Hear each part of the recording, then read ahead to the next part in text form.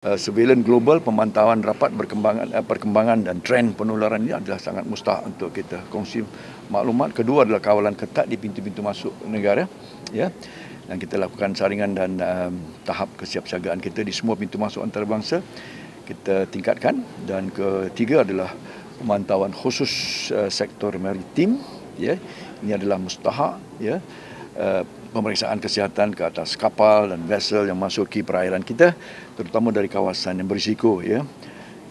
Dan keempatnya adalah pemberkasaan komuniti dan yang dikatakan juga ya, dan risk communication ataupun komunikasi risiko tentang kempen kesedaran awam dipergiat, ya, supaya kita lebih peka, lebih tahu yang langkah-langkah pencegahan, penjagaan kebersihan persekitaran dan kepentingan mendapatkan rawatan awal jika bergejala, ya.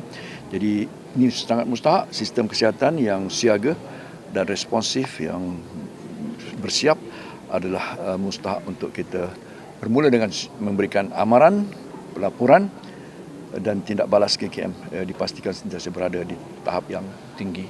So biasa PRC yang lain untuk kita tidak mahu menjadi lebih alamis pula, tapi tidak juga kita mahu orang selesa kata ini semua berlaku di luar. Tidak, ya, kita mahukan rakyat kita sentiasa peka dan semuni bertanggungjawab menangani dari sudut kesihatan, cabaran kesihatan awam ini.